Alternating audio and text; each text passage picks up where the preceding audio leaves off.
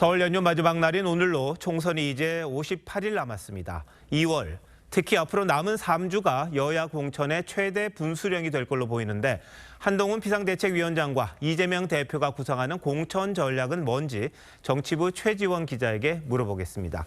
자, 최 기자, 한 곳 한 곳 중요하지 않은 곳이 없겠습니다만 이 수도권에서 결국 총선 승패가 갈릴 거다 이런 전망이 많은 거죠? 네, 그렇습니다. 이 서울과 경기, 인천 등 수도권 의석수 모두 121석입니다. 전체 지역구 의석의 48% 절반가량을 차지하는 건데 이 민주당은 지난 총선에서 수도권 의석의 85%, 103석을 휩쓸었습니다. 그에 반해 국민의힘은 16석에 그쳤습니다. 자, 지키려는 민주당 그리고 뺏으려는 국민의힘 창과 방패의 대결이 될 수밖에 없잖아요. 총선 전략도 당연히 서로 좀 다르겠죠? 네, 맞습니다. 먼저 국민의힘 같은 경우에는 인물과 데이터 분석 크게 두 가지로 요약을 해볼 수 있습니다. 국민의힘은 10%포인트 차이까지는 후보 개인기, 그러니까 인물 경쟁력으로 승부가 바뀔 수 있다 이렇게 보고 있습니다. 설 연휴 전에 영남권 중진들을 낙동강 벨트에 재배치했던 것처럼 연휴 이후에 수도권 후보자들의 재배치가 본격화될 전망을 보이고 있습니다. 저희가 지난 주말에 전해드렸던 것처럼 강남을에 공천 신청을 했던 대통령실 출신 이원모 전 비서관의 경기도 배치가 예상되고 있는 상황이고요.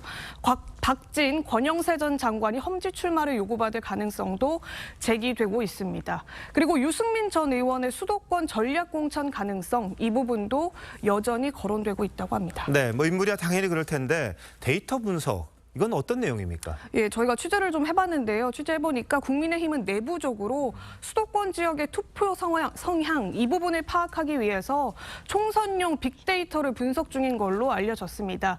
지난 총선과 대선, 지방선거까지 3번의 선거 중 그 수도권 결과를 기반으로 해서요.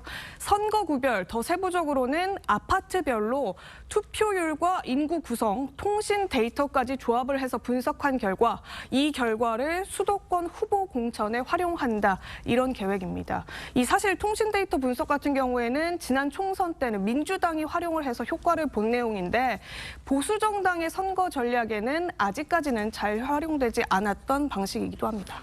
자, 민주당은 최대한 지켜내야 하는데 어떤 전략을 세웠습니까? 예, 민주당 같은 경우에는요. 내부 갈등을 최소화하고 또 야권 연대를 하는 게 가장 중요한 포인트입니다. 현역 의원이 많기 때문에 내부 경쟁부터 현재로서는 치열할 수밖에 없겠죠.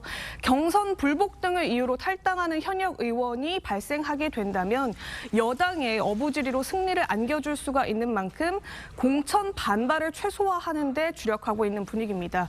이 부정적 기류가 많다고 알려진 임종석 전 청와대 비서실장에 대한 공천 결과가 이 갈등의 분수령이 될 가능성이 높다 이런 말들도 나오고 있습니다. 근데 지금 언급한 야권 연대라는 건 지역구를 단일화한다 이런 뜻도 포함되는 겁니까? 네, 이 민주당이 소수정당과 비례 후보 협상을 하는 과정에서 지역구 후보가 단일화되는 것이 전제가 되어야 한다 이런 뜻을 앞서 밝힌 바가 있습니다.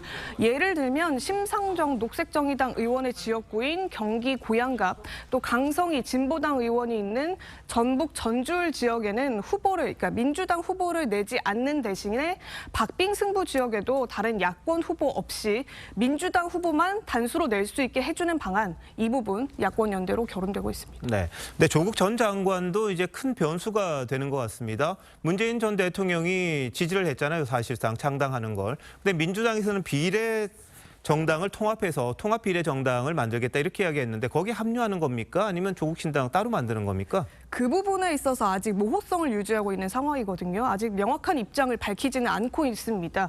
이번 총선을 윤석열 정권 심판 구도로 치르겠다 이런 게 민주당의 입장인 만큼 검찰 탄압의 피해자라고 주장해온 조국 전 장관과 일찌감치 선을 그을 필요가 없다 이런 내부 판단 때문인 걸로 보이는데요. 다만 조 전 장관이 민주당 연대에 합류를 하게 될 경우에 중도층 표심이 이탈되는 것은 물론이고 또 같은 문재인 정부 출신인데 그러면 조 전 수석은 되고 임종석 전 실장은 안 되는 것이냐 이중잣대다 이런 논란에 빠질 수 있다 이런 우려도 나오고 있습니다. 네, 창과 방패의 대결 국민이 결정하는 거겠죠. 자, 최 기자 잘 들었습니다.